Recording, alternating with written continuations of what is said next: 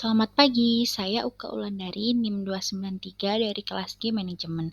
Hari ini saya akan mengulas kembali materi manajemen pemasaran internas yang dimana ada 5 materi yang akan saya sampaikan.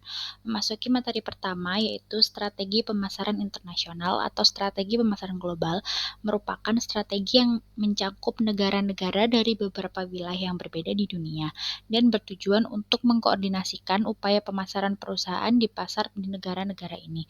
Berikut adalah keputusan utama dalam pemasaran global.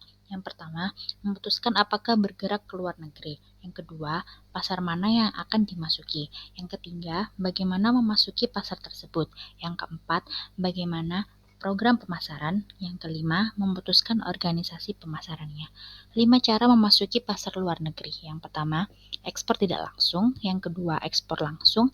Yang ketiga, lisensi. Yang keempat, usaha patungan. Dan yang terakhir, investasi langsung. Selanjutnya ialah global promotion atau biasa disebut strategi promosi global merupakan komunikasi pemasaran meliputi periklanan, promosi penjualan, penjualan pribadi, dan hubungan masyarakat. Ada 5 fungsi promosi yaitu yang pertama, informing yang artinya memberikan informasi. Kedua, persuading yaitu membujuk atau mempengaruhi. Ketiga, reminding atau mengingatkan terus. Keempat, adding value yaitu menambahkan nilai dan yang terakhir adalah assisting yaitu mendampingi upaya lain dari perusahaan. Selanjutnya adalah global product, merupakan elemen terpenting dari program pemasaran perusahaan. Pemasar global menghadapi tantangan untuk merumuskan strategi produk dan merek yang koheren di seluruh dunia. Suatu produk dapat dilihat sebagai kumpulan atribut berwujud dan tidak berwujud, yang secara kolektif memberikan manfaat bagi pembeli atau pengguna. 3 strategi produk internasional.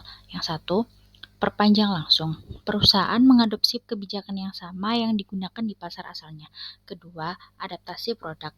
Perusahaan memenuhi kebutuhan dan keinginan pelanggan asingnya. Ketiga, inovasi produk. Perusahaan mendesain produk dari awal untuk pelanggan asing.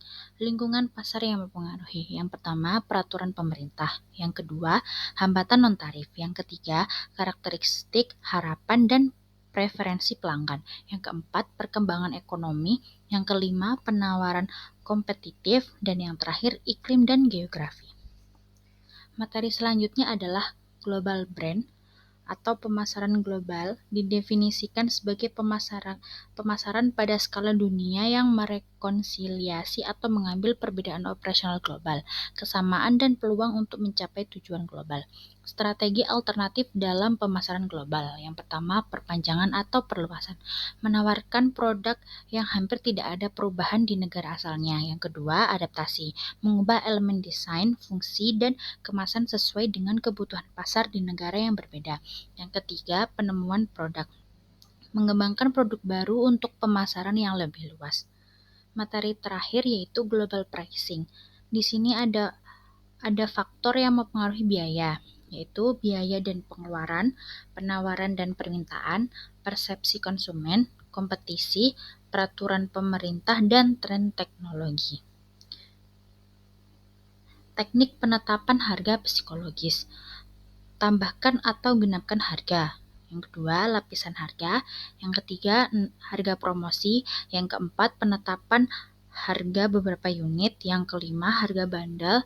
Yang keenam, penetapan harga prestis. Sekian materi yang saya ulas kembali. Mohon maaf bila ada salah kata. Selamat pagi dan sampai jumpa.